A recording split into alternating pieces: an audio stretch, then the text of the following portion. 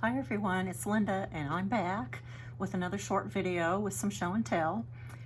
This time I'm kind of wrapping up my group of models that I think of as having an inspirational theme. So let's get started into it. I'll start this with one of my first pieces on silk gauze in that early first year when I was doing this. So a lot of you maybe are familiar with this one. It's simply called Serenity. And it is the Serenity Prayer. And it's just simply those words and some tiles with pretty florals. Simple, classic design that could be easily stitched on your favorite fabric. This one I want to point out something about stitching on silk gauze. Do you see all this diagonal in the background? That comes from filling in the background using the basket weave stitch and also using an overdyed floss. So the variation in the thread as I stitch, if you're familiar with it already, you know that the basket weave stitch is worked on a diagonal. And so when you stitch clear across through the motifs, you're going to get, especially with that hand-dyed floss, you're going to get a much more obvious diagonal like this.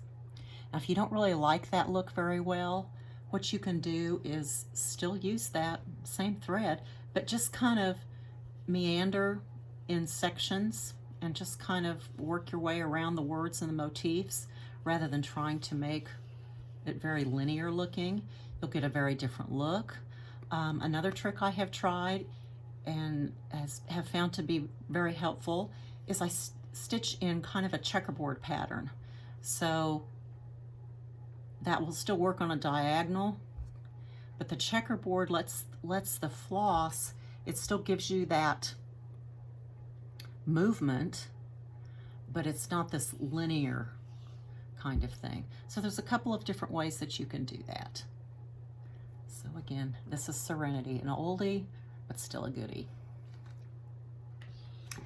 Okay, next let's go to, this one is called 7 Virtues. Again, based in verses from the Bible, but also seen lots and lots of other places in quotations and writings. These are what are known as the heavenly virtues: chastity, temperance, diligence, charity, patience, kindness, and humility. And I just had fun with different letter forms or fonts with those various words and some pretty borders. Now, since blue and any related shade is kind of a favorite color of mine, this color palette is deep chocolate browns with that teal, soft teal color, and then the creamy neutrals.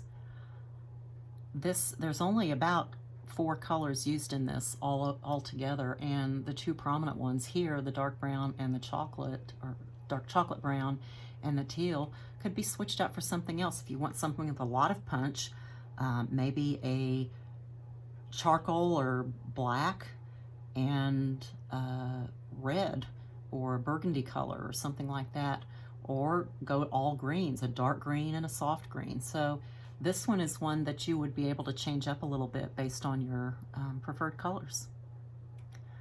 It also has some larger cross stitches over too. Those little neutral motifs in there stand out even a little bit more because they're done in larger stitches that add texture.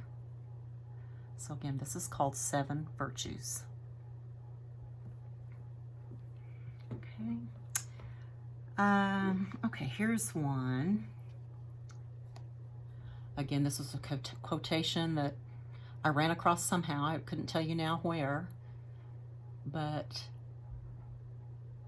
it says, "I will hold myself to a standard of grace, not perfection." I can't say I'm a true perfectionist, but I can get fairly particular. And so sometimes it's easy to get wrapped up in that. And so I really liked what this said. It kind of gives you permission to not be so perfect all the time. And again, this is done in just a few shades of floss. And it's I think so striking.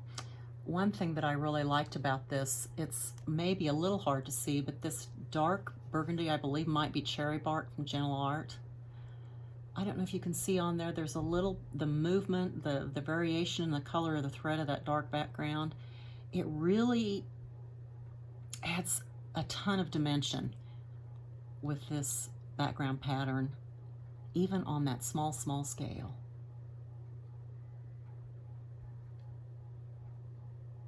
This is one. Here's another thing I'll say about this. If you're thinking of, if you haven't done too much silk gauze yet, you'll see that there's some white stitched in here, this little border, and then these little almost like snowflake patterns. This would not be a piece that I would recommend you start with, because the details stitched in white are harder to count and see as you go. And so until you get kind of the hang of it and get comfortable with gauze, you don't really want to stitch with those real pale colors when you're working on motifs. But it does add a nice pop and accent here. So again, standard of grace. And here's just a little guy. I call this one Quiet Moments for obvious reasons. In the quiet moments, trust God. And this has just got pretty florals and borders. It would be lovely on some pretty creamy linen in your stash. If you're not crazy about the blue, change it up to something else, or even brighten the tones of blue and green if you want something brighter. This is another example of a piece on silk gauze that I stitched the contour of that border. And I don't think you'd be able to see it here, but when silk gauze, just like a lot of stitching, your stitches sit on top of the surface of the mesh. And so when it's mounted and finished like this, it has just a wee bit of dimension, and that contoured border accents that even more. This one, to me, really has a lot of dimension that seems to kind of lift it up off the surface. And it also reminds me a little bit of the old hankies that I would play with as a kid at my grandmother's. You know, those pretty embroidered and printed floral hankies that they carried around with them everywhere. Again, this one's called Quiet Moments. And finally, the last one that I have to show you is based on the song. It's a hymn, sometimes referred to as the Spafford hymn. You might be most familiar with the portion of the chorus that talks about it is well, it is well, it is well with my soul. And it's a favorite of mine, and so I wanted to do something with that. And so this is called Peace Like a River. So there in the top, when peace like a river attendeth my way, it is well with my soul. Again, I've got pretty blues and greens here. You detecting a theme? Mm-hmm. But there's nice borders on this creamy background. And here I played with the background some more. You'll see that the words are on this contoured, creamy background, but then the border is stitched in a checkerboard pattern, a two-tone checkerboard pattern, and it actually makes that tonal area, or the primary contoured area, kind of lift and look like it's a little bit floating above that background pattern. It's kind of amazing what this can do. Now, if you want to stitch this on linen, you could certainly just stitch that background all the way around that checkerboard, or leave it off if you like. You might prefer to just put that simple contour in, or just the words.